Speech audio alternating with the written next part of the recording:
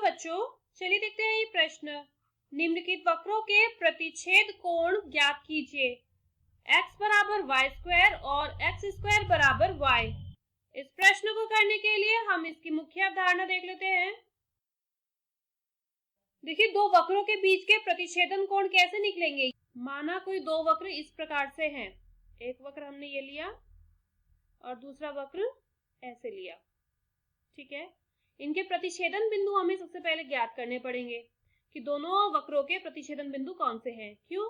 क्योंकि इन्हीं बिंदुओं पर हम इसकी स्पर्श रेखाएं इस प्रकार से बना पाएंगे और जब हमें इनकी स्पर्श रेखा मिलेगी तभी हम इसके बीच का कोण बता पाएंगे।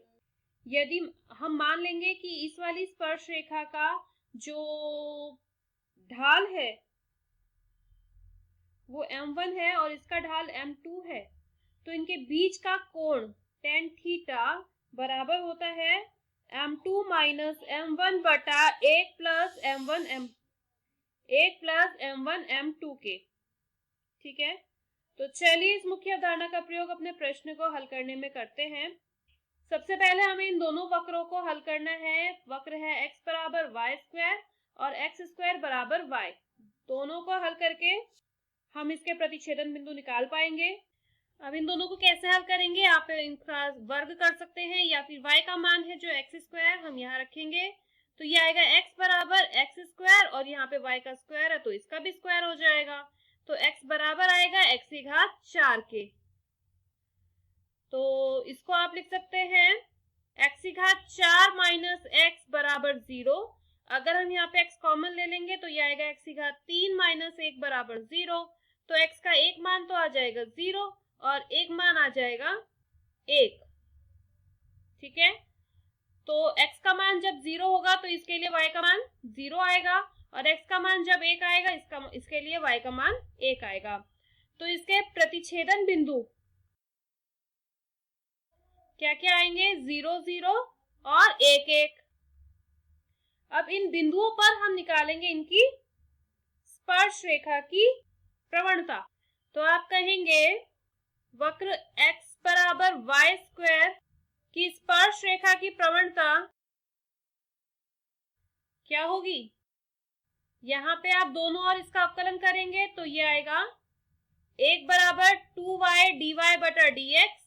तो यहाँ से इसकी प्रवणता dy बटा dx बराबर आएगी 1 बटा 2y के। इसी प्रकार वक्र x स्क्वायर बराबर y की स्पर्श रेखा की प्रवणता क्या होगी। जब यहाँ पे आप दोनों और अवकलन करेंगे तो ये आएगा 2x बराबर dy बटा dx, ये इसकी प्रवणता आएगी। अब हम यहाँ पे बिंदु 1 1 की बात करेंगे